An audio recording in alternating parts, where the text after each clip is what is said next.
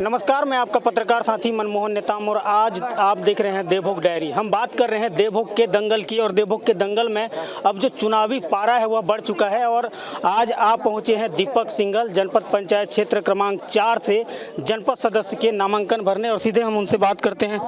भैया, देवभोग डायरी में आपका स्वागत है। धन्यवाद मनमोहन भाई। भैया, चुनौतियाँ बहुत सारी रहती हैं चुनाव में और आप युद्ध रण क्षेत्र में उतर गए हैं। आपका प्रतिद्वंदी आपको ललकार रहा है। दीपक और देवेंद्र के जो बीच में बड़ा एक रण होना है, जीत को लेकर कितने आश्वस्त हैं? जीत बिल्कुल 100% है। जीत के लिए किसी प्रकार का कोई संशय नहीं है, क्योंकि वहाँ के स्वयं के ग्राम पंचायत के लोगों के द्वारा जब अनारक्षित मुक्त आया था तो वहाँ के लोगों के द्वारा ही मुझे कहा कि मेरा नामांकन को करवाया गया है। इसलिए जीत के प्रति किसी प्रकार का कोई संशय नहीं है। 110% जीत हासिल होगी। लक्ष्य क्या रहे? लक्ष्य जनपद अध्यक्ष, पब्लिक का सेवा, उसके बाद 5 साल। आपके विपक्षी देवेंद्र ठाकुर का भी हमने कल इंटरव्यू लिया, उनका भी लक्ष्य जनपद अध्यक्ष बनने का है, आपका भी जनपद अध्यक्ष बनने का है। अहम सवाल कर रहा हूं, वो बहुत सारे आरोप भी आपके ऊपर लगाए कि आप व्यापारी हैं, आप व्यापार करने के लिए कहना चाहिए राजनीति में उतरे हैं। क्या मानते हैं आप, किस नज़रिए से दिखते हैं? सोने चांदी का बिल किसी भी राजनीति करने में ना, किसी भी ऑफिस में सोने चांदी का बिल नहीं लगता। तो मैं सोने चांदी का व्यापारी हूँ, तो उनका जो आरोप है ना सरासर खारिज कर दिया जाना चाहिए। ये निराधार आरोप है। मैं छड़ सीमेंट का अगर व्यापारी होता तो मैं छड़ सीमेंट का बिल किसी ऑफिस में लगाता, किसी प्रकार का काम करता, तो कहीं पे मैं ट्यूबवेल खोदते घूमता, किसी प्रकार का मैं जेसीबी रखता तो मैं जेसीबी का बिल लगाता, ट्रैक्टर रखता ट्रैक्टर का मुर्मीकरण का बिल लगाता। तो मैं राजनीति और व्यापार को एक साथ करता।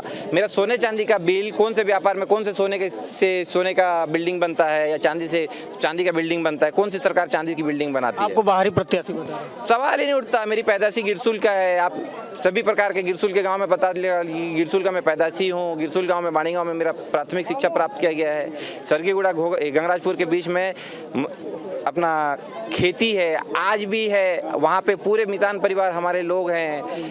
मैं बचपन मेरा गिरसुल, बाणी गांव, गंगराजपुर, सरगीगुड़ा में मेरा बीता हुआ है। मैं बाहरी हो ही नहीं सकता। सबका निगाहें उसी आपके निर्वाचन क्षेत्र में है। दीपक देवेंद्र, ये मतलब निगाहें उसी क्षेत्र में है और चुनाव काफ़ी रोचक होगा, ये मैं मान रहा हूँ और ये दर्शक भी देख रहे हैं, वो भी शायद सबकी निगाहें आपकी ओर है। एक अहम सवाल है, देवेंद्र ठाकुर का कल हमने इंटरव्यू लिया, आपके खिलाफ दीपक सिंघल है बोला, तो उन्होंने एक बड़ा गंभीर आरोप लगाया, दीपक नहीं वो अंधेरा है। दीपक जब जलता है तो दुनिया को उजाला करता है और मैं जल के पूरे क्षेत्र को उजाला करने के लिए ही चुनाव के समर मैदान में कूदा हूँ। दीपक जब तक के बुझा हुआ रहता है तो वो स्वयं अंधेरे में रहता है, लेकिन दीपक अभी जल गया है। स्वयं दीपक लड़ाई के लिए क्षेत्र के मैदान में उतर आया है। तो दीपक अपने आप को जला के पूरे क्षेत्र को रोशन करने के लिए इस समर मैदान में कूद पड़ा है। आपको तो बड़ा गंभीर आरोप लगा कि वो सोलर लाइट को लेके आ गया, अंधेरा नहीं वो दीपक नहीं वो अंधेरा है, दीपक रहता तो लाइट को लेके नहीं आते। एक आरोप मैं नहीं भाई, आपके प्रतिद्वंदी लगाया है। लाइट मैं लेके नहीं आया। मैंने जिस कंपनी की लाइट लगाया था उसका भुगतान नहीं हो पाया था, तो उसका भुगतान नहीं हो पाया तो वो कंपनी लेके चल दी थी। अब वो भुगतान पंचायत को करना था। मैं तो कोई एजेंसी हूँ नहीं। कितना टक्कर रहेगा देवेंद्र की? मुझे नहीं लगता कोई टक्कर रहेगा। एक तरफा जीतूंगा। अच्छा, लक्ष्य आपका जनपद अध्यक्ष बनने का है बोले, आपका विपक्ष भी जनपद अध्यक्ष बन रहा है। जो जनपद सदस्य बनेगा वो जनपद अध्यक्ष बनेगा। बिना जनपद सदस्य बने कोई जनपद अध्यक्ष नहीं बन सकता।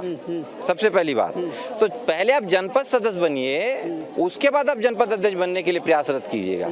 आपको पहले अपने जनपद सदस्यों के पास क्षेत्र के मतदाताओं के पास जाना पड़ेगा। उनसे आपको चिकनी चुपड़ी बातें नहीं, उनको सच्ची बातें बोल के, बहला फुसला के नहीं, उनका दिल जीत के आपको वोट लेना पड़ेगा। जो काम मैं आज से नहीं, मैं शुरू से करता हूं। मैं किसी के साथ चिकनी चुपड़ी बातें या झूठी बातें नहीं करता। मैं जो बात बोलूंगा, जो काम हो सकता है उस बात को बोलूंगा, जो काम नहीं हो सकता तो मैं आपको बोल दूंगा कि आपका काम ऐसा नहीं हो पाएगा। अब किसी से मैं मिलने गया था, वो व्यक्ति है 68 साल के, उनका पेंशन नहीं मिल रहा है, लेकिन उनके आधार कार्ड में 1977 का जन्म लिखा हुआ है। मैं आपको पेंशन स्वीकृत करा दूं, कैसे बोलूं? पहले तो आपको आपका आधार कार्ड बदली करना। देवेंद्र ठाकुर से चुनाव कितना टफ है? नहीं, किसी प्रकार का कोई भी टफ नहीं है। हमारे चैनल के माध्यम से आपके क्षेत्र की जनता को क्या अपील करना चाहेंगे?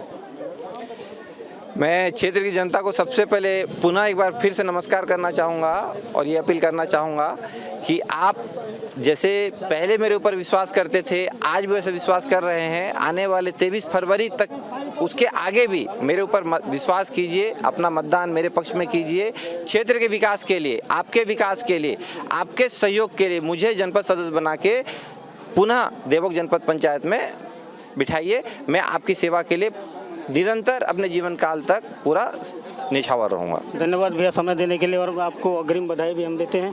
Thank you. दीपक सिंघल का लक्ष्य यही है कि वो जनपद अध्यक्ष बनना चाहते हैं। बहरहाल देखना होगा कि क्षेत्र क्रमांक 4 की जो जनता है उन्हें जीत का सेहरा पहनाते हैं और देवभोग जनपद तक भेजते हैं, यह तो समय बतलाएगा।